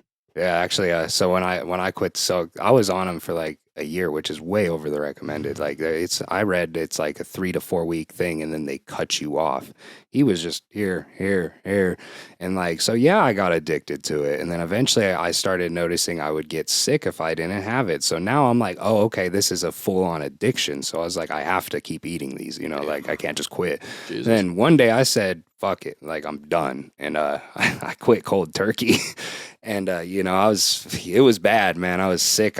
My body felt electric, like the needles all over. Like I was like, okay, I should probably call a doctor. I couldn't get a hold of my doctor. So my dad ended up calling his doctor and just like, yo, like, Jesus. Give me some advice, and it turned out to be like not direct advice, he probably won't get in trouble, but he was like, alcohol is the same receptor. He's like, that's true. He asked me what day I was on, and I said 3, and he said, okay, you haven't seized out yet, so you're probably okay. Wow. And I said, what? Probably okay. And he said, yeah, like day 5, you're good. Yeah. Or something. And he was like, my advice is go buy a 30 case of beer, dude. I'm not trying to tell you to do this. Like, he's like, this is not professional. This isn't professional advice. He's like, this is friend to friend. Yeah. He was like, drink. Yeah, he's like, get drunk until you're done. So I had to, it was like, fuck, those withdrawals lasted like, honestly, like long term, like 2-3 months. Like, the first 2 weeks were horrible. Yeah. That was the worst. And then after that, it was slowly better week by week. I could function, I could get up, but the mood, the depression that came with it, the anxiety that came with it, it was like 10 times what I normally have. Yeah. A lot of my job is getting people off benzos. Mm-hmm. Yeah, but I will say, like, don't do it without medical professional help. And probably the 30-pack thing is, again, don't follow my advice. This is not a medical advice talk show. So, but yeah, man, I'm glad that you came out on the other side. Yeah, it's cool. It's a blessing, honestly, because that was a rough period. They're bad for young people, but can you imagine all the like 70, 80-year-olds that I have that are taking them and coming in telling me that they can't remember their friends' names? Yeah. It's like, that's scary. It's like, okay, there was periods when I wouldn't remember a whole week of activities, and like my friends would be like, dude, you were doing this, or one time I went to a party and like, I guess I did graffiti on my friend's wall, like with a Sharpie, like did my little graffiti tag. Yeah. And he was all like, dude, this is my mom's house. And I was all like, what are you talking? I thought he was joking with me. And then he sent me the picture and I was like, oh my God. I was like, when was this? And then he was like 3 days ago. And I was like, wow. And I like, that it's terrifying. I'd wake up and it'd be like a Tuesday and I'm like, I thought it was Saturday, like it's scary drug. I don't know why they prescribe it anymore, really. Well, it's really a Band-Aid. And I think that it's used a lot of the time because people don't want to think about what's really going on and don't want to treat like the underlying problems. It's okay for, there's one condition that I sometimes prescribe it for, which is what's called REM sleep behavior disorder or dream enactment, which is where, normally when you have REM sleep, when you dream, you need to be paralyzed because otherwise you'll act your dream out. Yeah. And so, people have wild dreams where they're doing karate, flailing punching, around, hitting, kicking, climbing mountains and whatever else. And so there's a part of your brain that actually acts to shut down the motor strip so that you're actually paralyzed when you're asleep. Okay. And that's normal. But some people that doesn't work. For one reason or another, it just stops working. And it's highly associated with Parkinson's. In fact, like something like 50% of people who have that dream enactment disorder where their brain isn't paralyzed Yeah. will go on to develop a Parkinsonian disorder. How bad do you have to flail to be diagnosed with that? Because sometimes I wake up and my pillows are across the room and my blanket is thrown. But that might not be like, it might not be while you're dreaming. It might be during like transitions to sleep. Okay. So it's hard to know without a sleep study. Yeah, it's pretty hard to know. I've always had really bad sleep. Like with it was like, at first it was insomnia and stuff. Yeah. That kind of went away. And then kind of. I'm a medical card holder, so like that really helps a lot. Yeah, with the sleep. But so that I just lost my train of thought. All good. We're talking about dream enactment and sleep. So like it was the insomnia, and then it started. I had horrible nightmares. Horrible nightmares. I have them all the time. Yeah, right after you watch those horror films. No, it's like and go into the ghost buildings. I'll be. Why do I have these nightmares? I just keep going into honestly, death. Yeah, honestly, that makes a lot of sense. I spend my days walking around haunted asylums and my nights watching horror movies, and I have no idea why I keep on having these nightmares. It probably is that. But no, I mean, I do have, it's always been a problem because it was before all that too, you know. So you just made it worse. Yeah, honestly, probably because, it's like, it's a reoccurring, like, it's a reoccurring theme and all that. And it's been happening since I was like a kid. So I don't know. Yeah. It could be on the different side of things, honestly, because just from my experiences personally. But yeah. I mean, I don't have like great suggestions for nightmares other than, I've had them at various times. I think they're probably related to stress. I know I'm a big one on like stress reduction and diet and exercise. I think those are like, if you can do those three things, you're going to extend your life without a doubt. I think the blue zones, when this has really been looked into, it's not really about diet because the blue zones, people eat all different stuff. Yeah. The blue zones are the places where people live into their 90s and 100s. Okay. And the food that people eat in these different places is different, man. Like some places they're eating sushi, some places they're eating rice and beans, some places they're eating meat. And like, it's not clear what the best diet is to achieve those 90s, 100s longevity.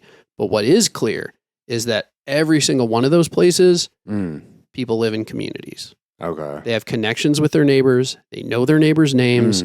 They go and do things together. They help each other out. Yeah. When one person's down, everybody else lifts them up. Okay. And that, to me, makes the most sense. Because honestly, that's the key to reducing stress in the long term, is to live in community. The idea that, Uncle Sam is going to help us out, like, we've seen it doesn't work. Yeah, no, exactly. Clearly there are many people who need safety nets, and that's absolutely true. Like there are, if you're born blind, like we should take care of you. If you're born deaf, if you're born unable to work for one of many reasons, like absolutely. The government should just like take care of you. But there's a lot of people that don't fall into that boat that need help. Oh yeah. And it's got to come from us, man. Honestly, that whole community thing makes sense to me.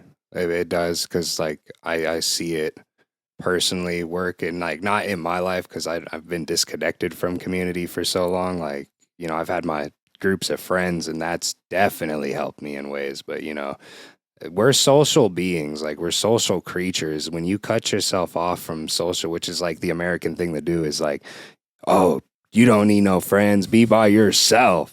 Yeah, like rugged individualism. That's killing people, man. Like totally. It's stressful. Like totally. I mean, even now, like I'm a little stressed out because I don't have that access to friends like I did. So when I get mad, I go home and then I have to sit with it. Like I can't go out and talk about it or, get advice really from a lot of people. Hey man, we don't always have to do it on the camera. Yeah. Word. I appreciate No, I appreciate that, bro. Cause it's been a struggle, man, like, cause like, I feel like a lot of cause my generation, man, we got a lot of weird pressures on us and like all these different, like things are changing socially so fast and all this. So, like I'm the type to, kind of just, I respect everything, you know, but it's like, I get confused of like, you know, because there's like this one dude who's like, this is how men should act. And then other people are like, this is how a young man should act. And it's like, damn, man, I'm trying to like figure this out, you know, and so it's like super stressful, you know, like just. I think, yeah, a lot of the pressure I think that I notice, at least in my own life, I mean, there's many reasons for it, but one is like addiction to Instagram and social media and the cell phone. Yeah. I met somebody at the bar yesterday. I was out early for one reason or another, and I sat down at Permani's in Market Square, and there was a guy sitting 2 chairs over. Really interesting looking guy, super fit, just seemed like a fascinating dude. I'm like, hey, you got the afternoon off? Like, what's your story? He's a climbing instructor here he owns a climbing gym in Memphis, Tennessee. He's here for like a climbing conference, which is going on. He shows me his, like, when I'm asking him for his Instagram name, he pulls out his cell phone, and immediately I'm like, it's an iPhone, but it's in black and white. Like, what's up with that? Why? Whoa. What is that? He goes, really? Are you interested? Like, you want to know? I'm like, yeah, like, tell me like, how did you do it? He's like, all right. I was noticing that I was spending 5 or 6 hours a day looking at my cell phone, and I started looking up ways to reduce that amount of time. The first thing I found was turning off the color. Really? Because when we see color, we're drawn to it. That's hardwired into our brains. When we see red fruit, that means it's nutritious. Yeah. It's time to eat it. Yeah. That means it's ripe. Yeah. When we see red lips on a woman, that's a potential mate. She's healthy. She's young. She's fertile. Okay. When they put that little red number 1, 2, 3, 300 new emails for you, they're hijacking your brain chemistry. Wow. Using the exact same circuit. Wow. So turn off the color. Yeah. And turn off that circuit. So that already is paying dividends. I mean, it's been one day, but I've used my cell phone a lot less today. We'll see how it goes. I mean, obviously I have all the data in the world, right? I can see over the next 2 weeks if it works. And then the other reason, which I thought was cool, is he's like, now when I look down at my phone and when I look up at the world is the interesting one, not the cell phone. That is genius. That is genius. I've been looking for a way to cut down on that because, I'm on Instagram all day, bro. Like, hey, we wouldn't have met without it. No, exactly. It's great. And I mean, photographer, that's my platform. You know, the other thing I've noticed about the photography is I think that it's actually maybe helping me to see contrast better. So because the photos that I'm drawn to, I think maybe I was relying on color a little bit too much. Yeah. And now I can look at the types of photos that I've been posting in a more critical way in monochrome. You can see the contrast. And you can tell, like, is this really an appropriate profile photo? Like, for example, the DJB Tips profile photo, the contrast isn't really perfect. It really should be like my face should be a little bit brighter. Maybe the background should be a little bit darker, whatever it is. And you can't see that when the color is there. Yeah. When it's in monochrome, it's much easier to because identify. It'll be like same shade almost, huh? Exactly. Oh, that's interesting. Yeah. Yeah. So I've found it cool so far. We'll see how long it lasts. I mean, there's definitely downsides. Like today, I was trying to find us a restaurant to eat at, and I had a great tip from another person, from my cousin, Jen. She's like, well, when you're trying to identify the right restaurant to go to, just look at the pictures. Yeah. Looking at black and white food photos. You're like, I don't know about this. There's no way to know. Oh, no. So my bad if the food's no good tonight. That's on me. Man. Hilarious. Wow.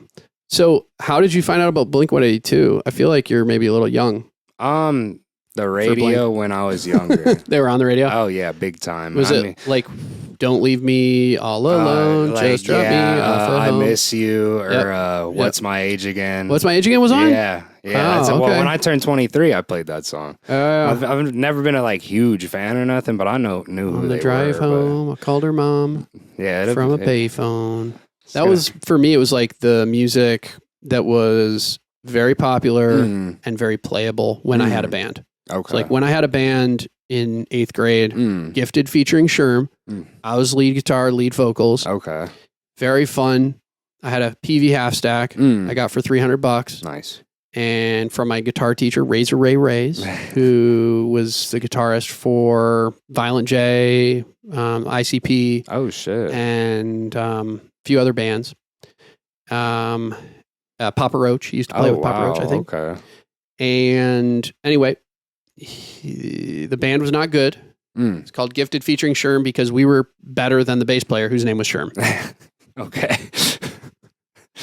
Nice. But we were still not very good. Yeah. But the music we could play was like stuff like Blink-182, right? Power chords. Yeah, okay. I was about to ask, was it all power chords? Absolutely. Okay. Yep. 3-4 notes. That's what I learned when 3-4 I played power guitar chords. was Green Day. That was my band. Yep, exactly. All power chords. That's right. Yeah. So we knew Green Day. We could play a little Green Day. We could play a little Nirvana. We could play a little What's My Age Again? And we had a couple of originals.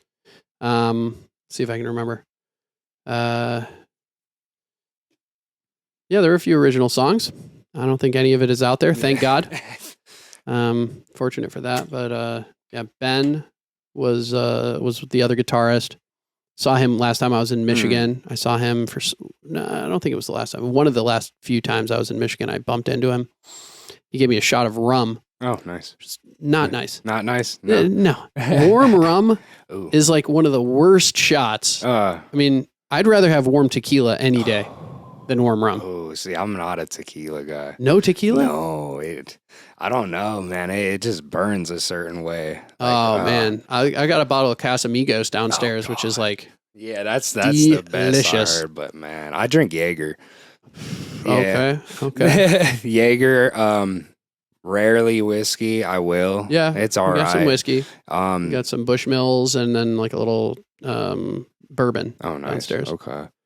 But other than that, beers. But I'm not a craft beer guy. That stuff kills me. I'm sorry for making you drink my gluten-free. No, this was fine. My gluten-free beer. This was fine. Doesn't taste bad, right? It tasted like an actual beer. Like honestly, just like a beer. Yeah, yeah. They've gotten better at brewing it, and for me, it's like I just feel so much better when I don't eat bread, man. Yeah, I've heard better. that from a lot of people, but I've also I'm just now entering my health conscious stage, so I'm like, I don't even know if I could knock that out. It's weird, right? Like it's such a staple in America. Yeah, every single meal just comes. Have your toast on the side. Here's your sandwich. Like sandwiches are like the main thing on any menu. Every menu is like appetizers, sandwiches. Well, isn't it like, wasn't it on the health triangle for the longest time? Like the most serving you need is bread. Like they're like, bread is great. Well, grains. I mean, which is just hilarious, right? Like there's no more pesticide ridden food, no more GMO monocrop like food than grains, right? I mean, and then nutritionally, totally devoid. Yeah. All you need to know is that they put vitamins into it in order to give it to you, right? Oh, yeah. Thiamine enriched white flour. Why do they have to add thiamine? Why do they have to add vitamins to it if it's good for you? Right. Okay. It's because it's totally devoid of any nutrition. It's just carbs. It's just empty carbs. That's it. That's the same with pasta. Might as well eat sugar. Just have a spoonful of white sugar. Wow. That's so crazy, man. Because, everything I eat has bread. Like, straight up. I love pasta. I love pasta, too. Don't get me wrong. Do not get me wrong. I love it. I love it. I love fresh pasta at an Italian place. Oh, that'd be great. But I have stopped cooking it as much, because like the stuff that I was buying was just like boxed pasta, red sauce. It wasn't special. And, just getting more into ground beef and steaks and just trying to eat the food that makes me feel good. Yeah. I eat a lot of fish. Fish, I think, is awesome, but I'm not good at cooking it. Really? Not good. I'm real good at making I do like this lemon pepper seasoning on the trout, and I get all the lemons. And where are you finding trout? Not trout. Shit, salmon. My bad. Oh yeah. Salmon. You can definitely find salmon, but like a lake trout, I would get down with. That'd be delicious, right? Trout out in Wyoming. I used to be able to catch trout. I was gonna ask if you fish. Yeah, a little bit. I haven't in a long time. It's been a couple years. I really. I don't know if I would eat anything out of the Allegheny or Monongahela. No, they're not compared to the Wyoming rivers. Probably not, right? I mean, like, even when I came here, I was like, wow, that is really brown. Maybe the Youghiogheny. There's some other rivers around here that are really actually more beautiful. Like in south of here, like in what's the name of the area where Falling Water is, and where Seven Springs is? Like Seven Springs, called the lower. Oh man, Mon Valley, I think. Is it? Damn. Yeah, I suck at Pennsylvania geography. The place I want you to. Do you have a drone or just know how to fly them? No, I know how to fly them. I can't afford one right now. Otherwise, I would. I want to buy one so They're bad. so nice. The Keebs had one that he was taking a lot of photos with. Like, but he kind of stopped. He was killing it with it, like where he had learned how to fly it so amazingly. And then like over the last couple months, I just feel like I haven't seen it posting about it. Do you know him at all? Keebs? No. Oh, he's so cool. No. An awesome DJ. He's an engineer. Oh, word. Throws like a ton of parties. There's actually one coming up, I think this weekend is nice. Laser Crunk. Oh, have you been to that one? No. You ever been to the Brillo Box? Nah. Never been to the Brillo Box? Nah, all right, man, I'm like Box. fresh to Pittsburgh. Everything. How long have you been here? Yeah, about a year now. Okay, yeah. I mean, I've been to the South Side. I've been to like games. I go to hockey games a lot. The Pirates, nice. Pirates games. Yeah, Pirates so, I and mean, Pens. I've experienced some Pittsburgh, but yeah, there's like so much I don't There's know. a lot. There's so a lot. much. Bloomfield, like especially if you're living here in the South Hills, like you're not going to be as connected to the East End. That's my main problem with living here. Actually, is like we're very connected to downtown. Yeah, and everything around us, but East End is kind of hard to get to. Yeah, okay. It's a little bit of a hike, 30 minutes minimum to get to Shady Side, to get to Bloomfield, to get to Lawrenceville. And that's where everything that I want to do is. You know, all my yoga studios are in East Liberty, Penn Ave, Lawrenceville, Strip District, Shady Side.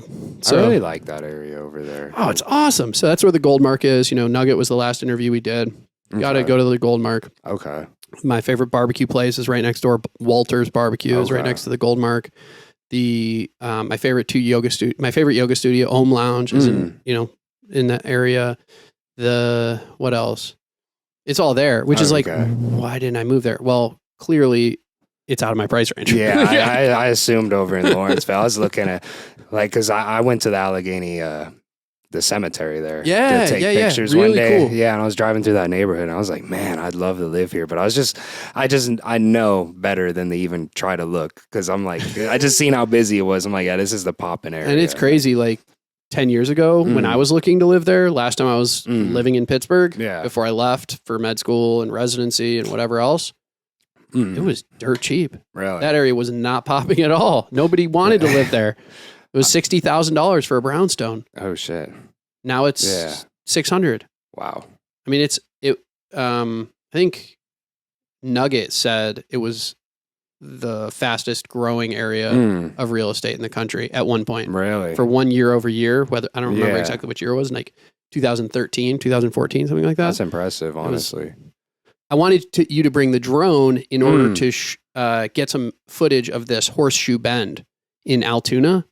We drove out there this weekend. It's insane. Yeah, okay. It was it's this engineering marvel of the world, and Hitler wanted to bomb it because it's the only way you can get goods from the east to the west coast. Really? It was the number one thing on like all the Nazi lists for what they wanted to destroy in the U.S.